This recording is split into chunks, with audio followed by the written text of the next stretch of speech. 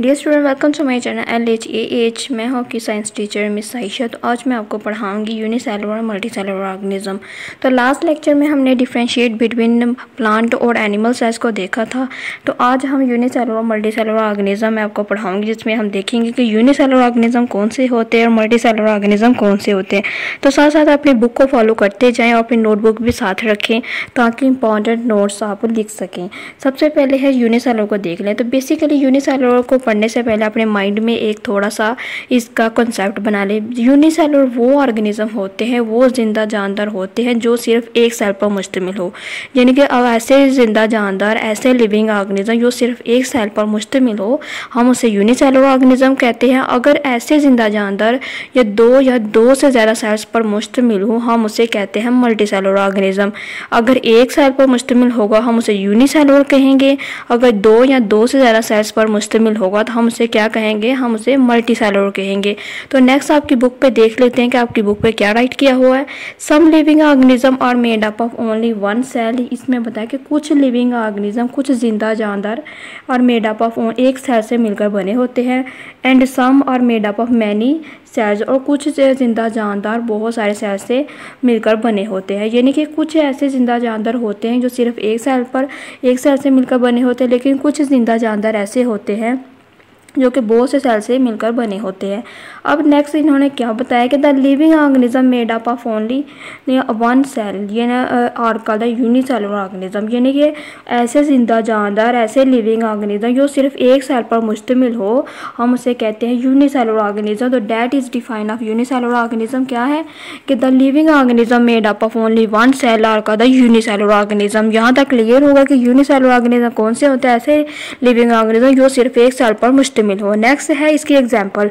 तो इसकी एग्जांपल है bacteria, Chlamydomonas, amoeba, paramecium and the other the unicellular organism. अब मैंने आपको फर्स्ट लेक्चर में बताया था, फर्स्ट टॉपिक में, तो बैक्टीरिया एक ऐसा ऑर्गेनिज्म जिसमें सिर्फ एक न्यूक्लियस प्रेजेंट होता है, और क्लेमाइडोमोनास, अमीबा, पैरामीशियम एग्जांपल है यूनिसेलुलर ऑर्गेनिज्म की। यानी कि अगर आपसे पूछा जाए कि डिफाइन करें यूनिसेलुलर ऑर्गेनिज्म, तो आप लिखेंगे the living organism made up of only one cell, इसका द यूनिसेलुलर ऑर्गेनिज्म। और साथ में अगर आपसे एग्जाम्पल पूछी जाए तो आप लिखेंगे कि बैक्टीरिया, क्लेमाइडोमोनास, अमीबा, पैरामीशियम। तो that is example of unicellular organism. और नेक्स्ट है मल्टीसेलुलर ऑर्गेनिज्म की बात करें तो ऐसे लिविंग ऑर्गेनिज्म जो कि एक या एक से ज़्यादा सेल्स पर मुश्तमिल हो, हम उसे कहते हैं multicellular organism. The living organism are made up of more than one cell is called the multicellular organism.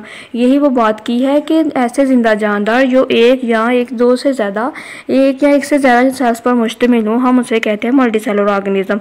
और मल्टीसेलुलर ऑर्गेनिज्म की एग्जाम्पल कौन सी है, plant and animal which we see around the multicellular organism. यानी कि जैसे plant और जितने पौधे और जानवर हैं, ये मल्टीसेलुलर ऑर्गेनिज्म है जो कि हमारे इर्द गिर्द प्रेजेंट होते हैं। अब जैसे कि आप स्क्रीन पे देख रहे हैं कि ये प्लांट और एनिमल कौन से हैं। प्लांट, ये कोई भी जितने भी प्लांट है ये मल्टीसेलुलर ऑर्गेनिज्म है, जितने भी एनिमल हमारे अर्थ पे प्रेजेंट है तो ये मल्टीसेलुलर ऑर्गेनिज्म है।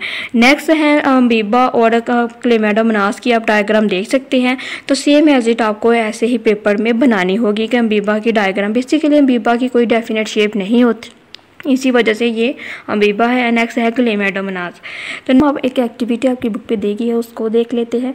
Under the supervision of your science teacher put a drop of pond's water on a glass. यानी कि अपने सुपरवाइजर टीचर के अंडर आपकी जो क्लास टीचर है उसको क्या करना है कि उसको लेना है पाउंड ऑफ वाटर लेना है, का एक ड्रॉप लेना है ग्लास स्लाइड पे।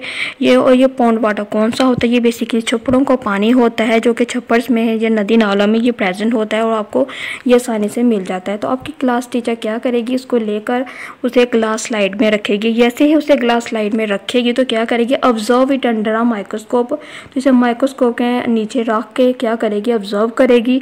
And you will see many moving unicellular animal and plant cell. और जब आप इस पाउंड वाटर को जब स्लाइड पर लेंगे, स्लाइड लेने के बाद माइक्रोस्कोप के नीचे रखेंगे तो आप देखेंगे कि इसमें बहुत सारे Chlamydomonas unicellular organism, animal and plant जिसमें ये मूव करते हुए आपको नज़र आएंगे। और ये कौन से ऑर्गेनिज्म होंगे यूनिसेलुलर एनिमल और प्लांट, तो बेसिकली ये होंगे अमीबा और क्लेमाइडोमोनास, जो कि आपको चलते फिरते नज़र आएंगे।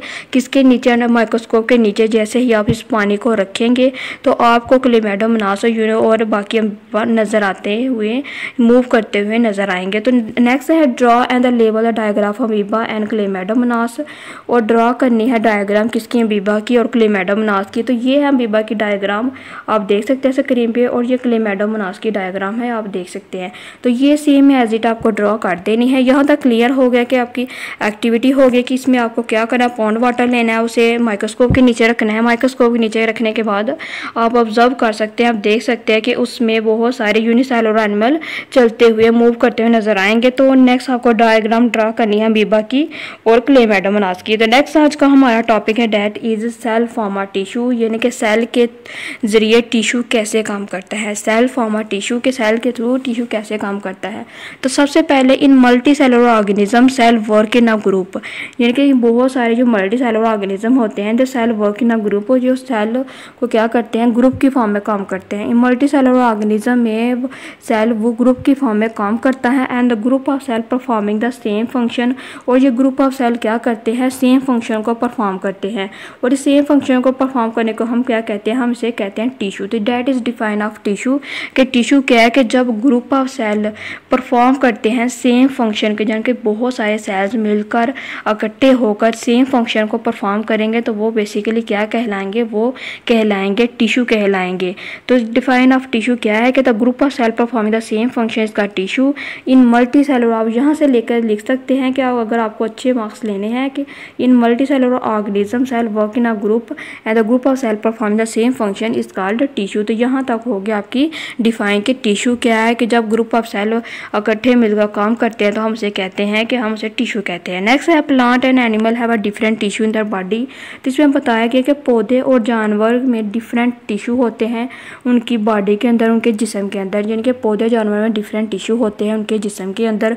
और वो कौन कौन से हम देखते हैं, चलें सबसे पहले हम प्लांट टिश्यू की बात कर लेते हैं कि सम प्लांट टिश्यू में वो कौन से हैं। तो सबसे पहले सम प्लांट टिश्यू की बात करें तो there are the following some plant tissue, जिसमें आपकी बुक में दिए गए हैं। That is first is epidermal tissue, xylem tissue and next is the phloem tissue and next is the mesophyll tissue. तो ये 4 टाइप के जो टिश्यू दिए गए हैं आपकी बुक पे।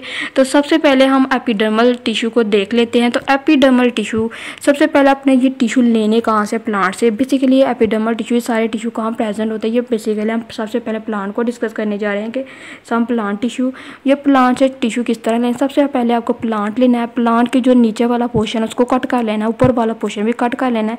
नेक्स्ट सेंटर से आप लेंगे एक थोड़ा सा पीस, तो इस पीस से हम ऑब्जर्व करेंगे प्लांट के टिश्यू को। यहाँ तक क्लियर होगा कि हमने प्लांट का टिश्यू कौन सा लेना है, सेंटर वाला लेना, ऊपर वाला हिस्सा भी नहीं लेना, ज़्यादा बारीक भी नहीं लेना और ज़्यादा मोटा भी नहीं लेना, तो दरमियान से कट करके तो हम उसे ऑब्जर्व करेंगे। अब सबसे पहले जो प्लांट में आपको जो नज़र आएगी, जो बाहर वाली आपको जो लेयर नज़र आएगी, जो बेसिकली जो सबसे बाहर होगी वो होगी एपिडर्मल टिश्यू, जिसे क्या कहते हैं एपिडर्मल टिश्यू, जो सबसे बाहर वाली लेयर होगी। अब जो एपिडर्मल टिश्यू कहलाते क्या है, बेसिकली एपिडर्मल टिश्यू करती है कवर करती है root, stem and leave of plant. जो नज़र आ रही है आपकी स्क्रीन पे, आपकी बुक पे, सबसे बाहर वाली जो लेयर है वो एपिडर्मल टिश्यू है। और एपिडर्मल टिश्यू कवर क्या करती है, कवर करती है किसको, रूट को, स्टेम को, लीव को ऑफ प्लांट को, जिनके जोड़ों को, पत्तों को और इसकी शाखों को, इसके तने को ये कवर करती है। कौन कवर करती है, एपिडर्मल टिश्यू। यहाँ तक क्लियर हो गया कि एपिडर्मल टिश्यू क्या काम करती है। अब नेक्स्ट है जाइलम टिश्यू।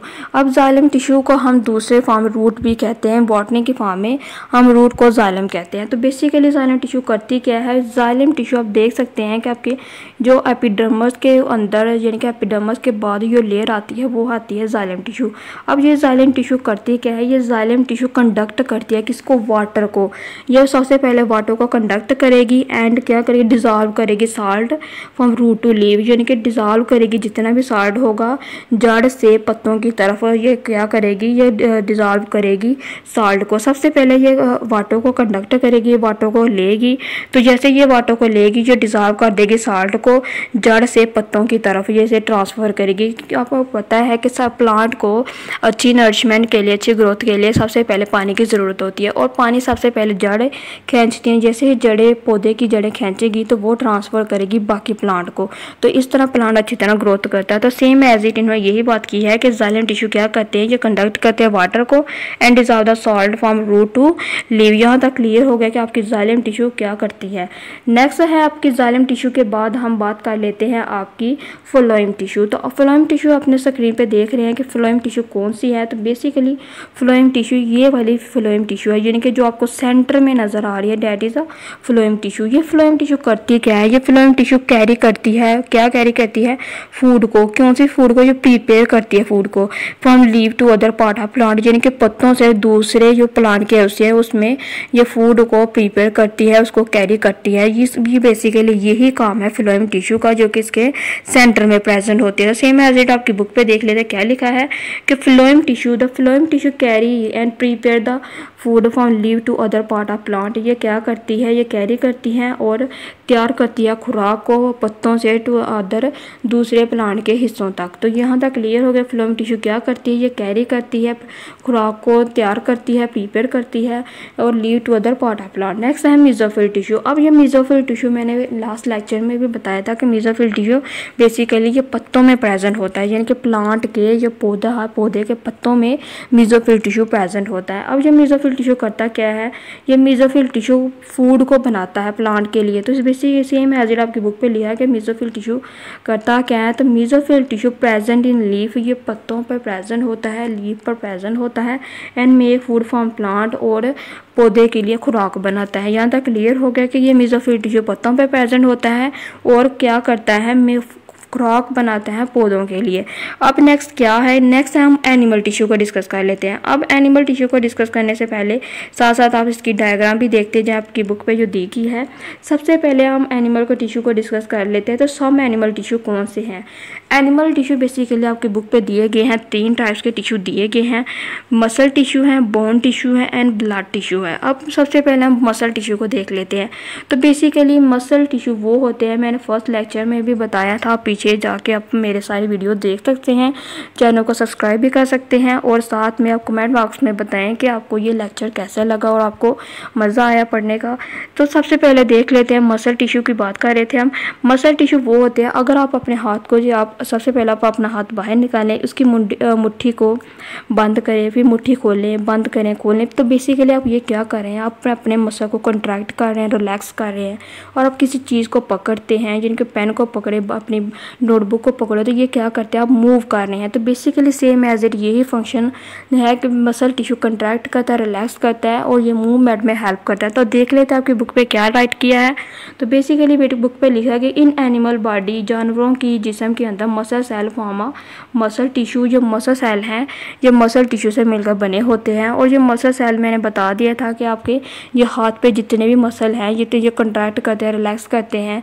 तो ये बेसिकली उनसे ये मसल सेल हैं और ये क्या करते हैं, टू हेल्प इन मूवमेंट। तो ये सेम एज इट मैंने यही बताया कि ये क्या करते हैं, ये मूव में यानी हरकत में मदद करते हैं, मूवमेंट में हेल्प करते हैं। तो यहाँ तक क्लियर हो गया कि मसल टिश्यू क्या करते हैं, ये मूवमेंट में यानी कि हेल्प करने में हेल्प करते हैं, किसमें, मूवमेंट में, यानी कि हरकत करने में ये मदद करते हैं। कौन, मसल टिश्यू, जो कि मसल सेल से मिलकर बने होते हैं। अब नेक्स्ट है बोन टिश्यू। अब बोन टिश्यू करते क्या हैं, बोन टिश्यू बेसिकली हड्डियों के सेल से मिलकर बने होते हैं। अब bone tissue form by the bone cell, same as it ये बात की है कि बोन टिश्यू हड्डियों से एक सेल से मिलकर बने होते हैं एंड दे आर स्ट्रॉन्ग, ये सख्त होते हैं, स्ट्रॉन्ग होते हैं, सख्त होते हैं and solid tissue give the shape, और ठोस किस्म के ये टिश्यू होते हैं जो गिवन करते हैं, क्या करते हैं, शेप को देते हैं, शेप देते हैं and support to the body, और सपोर्ट देते हैं किसको, बॉडी को। तो ये बेसिकली बोन टिश्यू क्या करते हैं, ये स्ट्रॉन्ग होते हैं, सॉलिड टिश्यू होते हैं, ठोस टिश्यू होते हैं और जो कि शेप देते हैं और सपोर्ट देते हैं बॉडी को। यहाँ तक क्लियर हो गया कि बोन टिश्यू क्या करते हैं, ये सपोर्ट देते हैं और क्या करते हैं, ये शेप देते हैं बॉडी को, यानी कि जिस्म को, जानवरों के जिस्म को ये शेप देते हैं और सपोर्ट देते हैं उसकी बॉडी को, उसके जिस्म को। तो ये स्ट्रॉन्ग स्ट्रॉन्ग यानी कि सख्त किस्म के, ठोस किस्म के ये टिश्यू होते हैं। यहाँ तक क्लियर हो गया कि बोन टिश्यू होते क्या है। अब नेक्स्ट है मसल टिश्यू। तो साथ साथ आप स्क्रीन पे देख रहे होंगे कि ये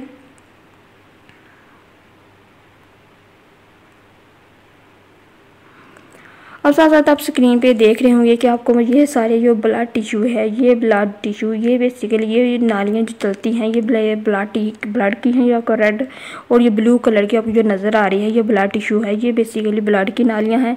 और बोन टिश्यू ये आपकी हड्डियाँ हैं, जैसे आपके कोहनी की हड्डी है, आपके हाथ की जो हड्डी है, तो ये बेसिकली बोन हड्डियाँ हैं जिनके बोन टिश्यू हैं। और मसल टिश्यू जो आपको जिनके आप अक्सर बॉडी बिल्डर देखते होंगे, जो बॉडी बिल्डर हैं उनके जो डोले शोले बने होते हैं, तो बेसिकली ये क्या है, ये मसल्स हैं जो आपको नज़र आते हैं, तो ये मसल्स टिश्यू हैं। अब नर्व टिश्यू कौन से होते हैं, तो ये नर्व टिश्यू बेसिकली ये छोटी छोटी नालियाँ होती हैं और ये सारी आपको नज़र आ रही है जैसे कि स्क्रीन पे।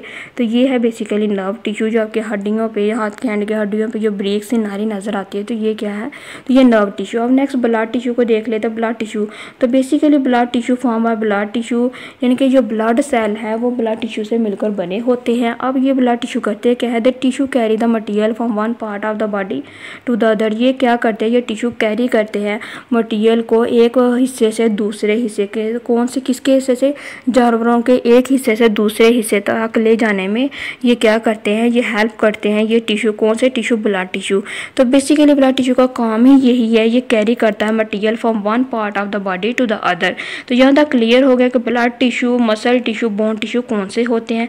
तो अभी तक हमने क्या क्या पढ़ा है, अभी तक हमने प्लांट टिश्यू और एनिमल टिश्यू के बारे में पढ़ा है। प्लांट टिश्यू में हमने पढ़ा था कि इसमें 4 टाइप्स के टिश्यू होते हैं, जिसमें हमें एपिडर्मल टिश्यू, जाइलम टिश्यू और नेक्स्ट हमने फिलोएम टिश्यू और मेसोफिल टिश्यू को डिस्कस किया। नेक्स्ट हम एनिमल टिश्यू में हमने 3 टाइप के टिश्यू पढ़े हैं, muscle tissue, bone tissue and blood tissue. अब नेक्स्ट है पॉइंट टू थिंक। आपकी बुक पे दिया गया है कि point to think, fat protect our body and kidney from injury, is fat is also tissue. तो basically yes, fat is also tissue because fat जो टिश्यू है ये किससे मिलकर बना होता है, ये एडिपोज टिश्यू से मिलकर बना था। और एडिपोज टिश्यूज कहाँ प्रेजेंट होता है, ये मसल में प्रेजेंट होता है, on the skin and around क्या करता है, ये हमारी बॉडी को घेरे रखता है, राउंड किए रखता है और हार्ट को, ताकि हमारी जो बॉडी है में जो हार्ट है, जो किडनी है वो इंजर ना हो। तो यही उन्होंने पूछा है कि फैट प्रोटेक्ट, जो चर्बी है वो हमारे हार्ट को और किडनी को प्रोटेक्ट किए रखती है। Is fat is also tissue, क्या फैट इज टिश्यू भी है, तो yes fat is also tissue. तो मैं बेसिकली इसका आंसर कंप्लीट लिख के आपको बता देती हूँ। क्या स्क्रीन पे देख रहे हैं कि fat protect our body and kidney from injury, is fat is also tissue. तो इसका आंसर है yes, fat is also tissue which name as adipose tissue, यानी कि इसका नेम क्या है, फैट इज आल्सो टिश्यू, यानी कि फैट टिश्यू है और इसका नेम है एडिपोज टिश्यू। और ये एडिपोज टिश्यू कहाँ प्रेजेंट होता है, it is a found in muscle, ये मसल्स में प्रेजेंट होता है। जो हमारे जो बाजू है, बाजू का जो मसल है, हमारे जो जिस्म है, जिस्म के जितने मसल जैसे लेग हो गए, हमारे बाजू हो गए, मसल्स में प्रेजेंट होते हैं ऑन द स्किन के अंदर and around kidney and heart to protect from injury. और ये क्या करते हैं, ये किडनी और हार्ट को प्रोटेक्ट करते हैं किससे, इंजरी से। तो ये है इसका आंसर, आप राइट डाउन कर सकते हैं अपनी नोटबुक पे या अपनी बुक पे राइट डाउन कर सकते हैं कि इसका आंसर है yes, fat is also a tissue and which is name as adipose tissue. तो ये था आज का हमारा लेक्चर जिसमें हमने कंप्लीट डिस्कस किया है टिश्यूज़ के बारे में। नेक्स्ट हम टिश्यू फ्रॉम ऑर्गन के बारे में डिस्कस करेंगे और ऑर्गन फ्रॉम ऑर्गन सिस्टम के बारे में डिस्कस करेंगे। तो ये आज का लेक्चर कैसा लगा कमेंट बॉक्स में ज़रूर बताइएगा। तो मैं आपकी साइंस टीचर मिस आयशा। अल्लाह हाफिज़, अपना बहुत ज़्यादा ख्याल रखें। Good bye and thank you for watching.